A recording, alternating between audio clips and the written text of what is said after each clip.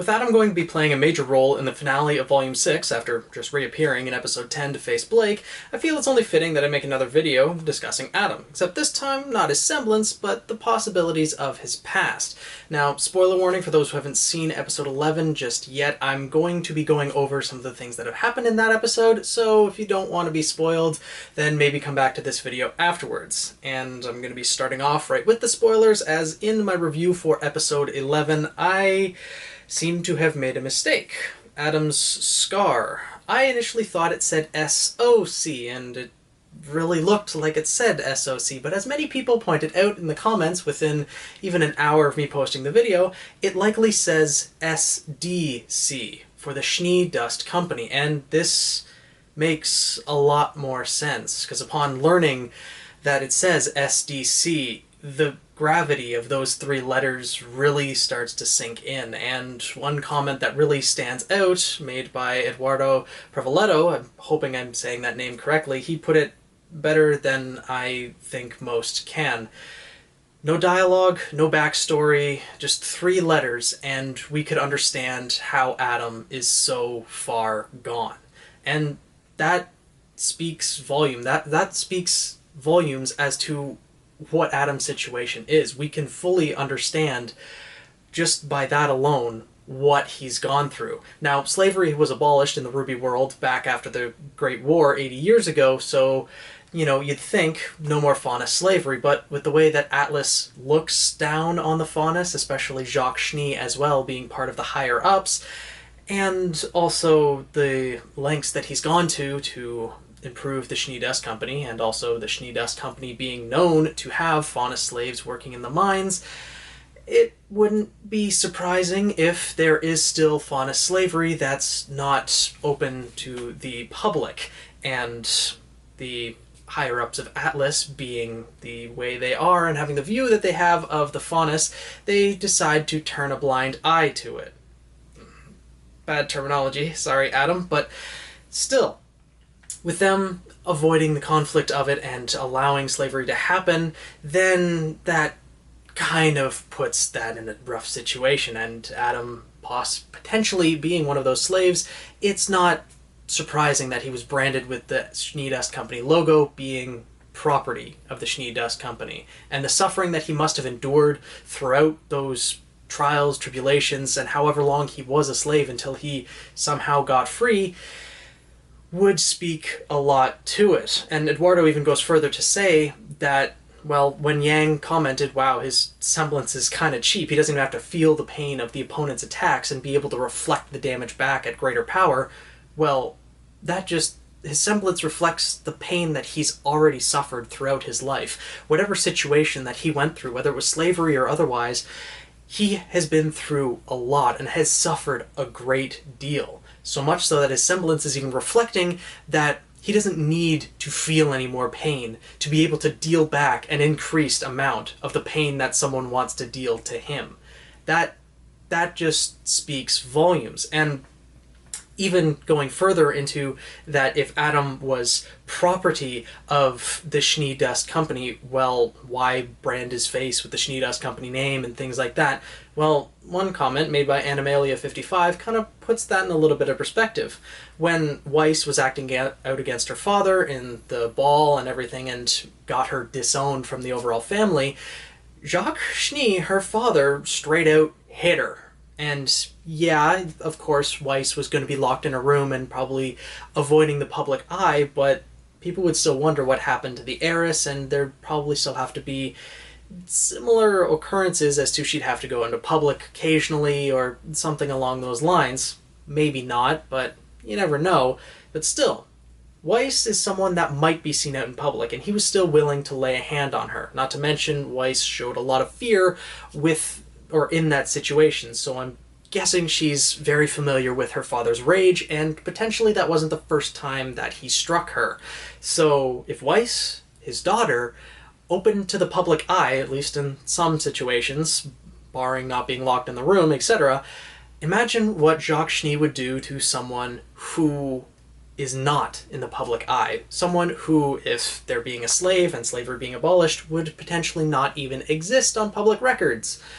Imagine the things that he would do to them. And even in this same scene, Jacques actually mentions to Weiss the lengths he's gone to protect the Schnee Dust Company image in the public eye.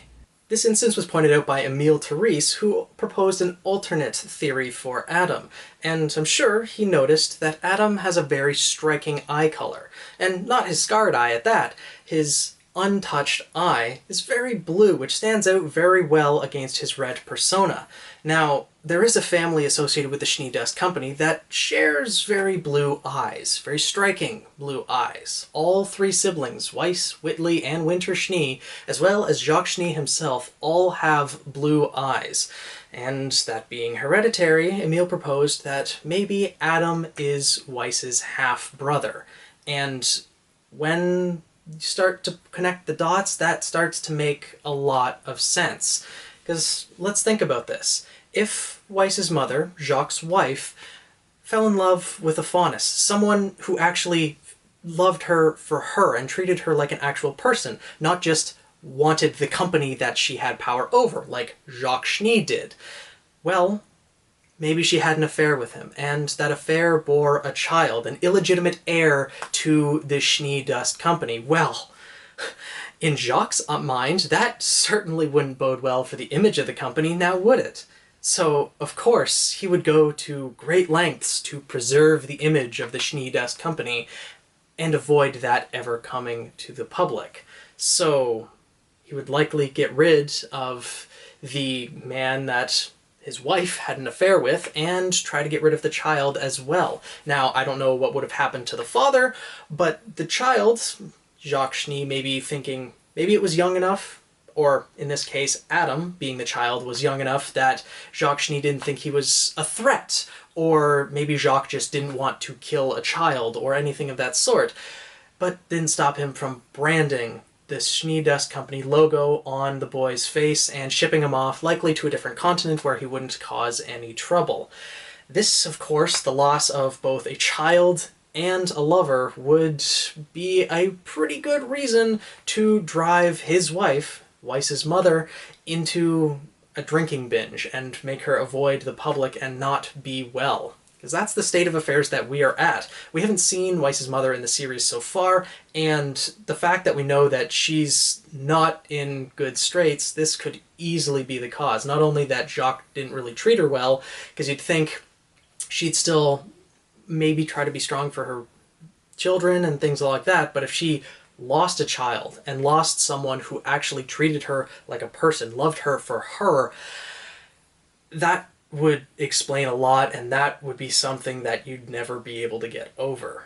Now, connecting all of these dots, it makes so much sense, and Emile even went further to say that, well, he wore the mask not only to hide his scars, but to hide his heritage. But the scar itself, being the Schnee Dust Company logo, is so significant in the fact that it's a constant reminder of what Adam will never have. If this theory proves true, that he actually was, or is, Weiss's half-brother, then that's something that he will never have. He will never be able to see his mother. He will never be able to see his father. He will never be able to have the love of a family. And the Schnee Dust Company is now a symbol of hatred for him, because he had a mother, and Jacques Schnee, being the face of the Schnee Dust Company, is the one who took that away from him. That explains why Adam took such great joy in the trailer, the character short that we got for Volume 6. He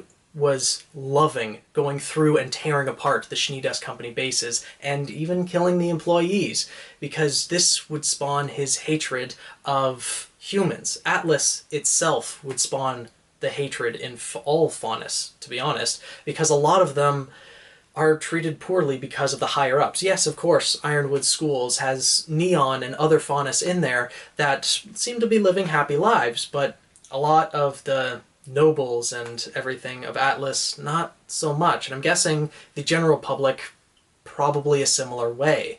So Adam, even if he was cast out of the Schnee Dust Company and tried to make false claims and everything, no one would believe him, and people probably put him down. So this hatred that Adam must feel, anyone who was watching this series, I'm sure a lot of people very much disliked Adam for all of the things that he has done, and of course probably still dislike him, but now there's that sense of, wow, he must have been through so much, and there's a sense of maybe he can pull through. I'm guessing for some people at least. Now, I personally am on the fence as to whether he's too far gone or there's a redemption for him. I personally am thinking there's no redemption for him and that he is eventually going to die, but I think eventually he's going to release his hate.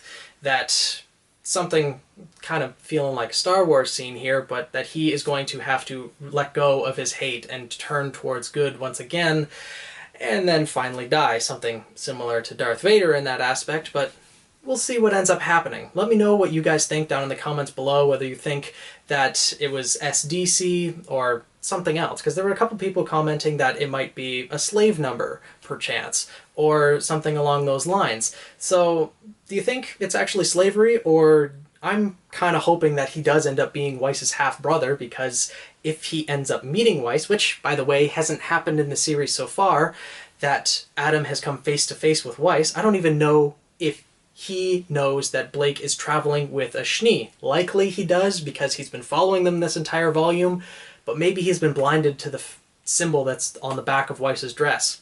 Or, actually, the dress she's currently wearing, does it have the symbol on the back of it? I'm gonna have to look at that. He may not actually know that Blake is traveling with a Schnee. Huh. Well, we'll see how this ends up going. Hopefully we'll get more on this in episode 12 and 13 of Volume 6, because I'm really wanting to know more about Adam and about his past, about his connections, and I'm really wanting him to live past this volume now. So yeah, let me know what you guys think down in the comments below. I look forward to reading and communicating with all of you. Thank you so much for watching, and I'll see you guys in the next video.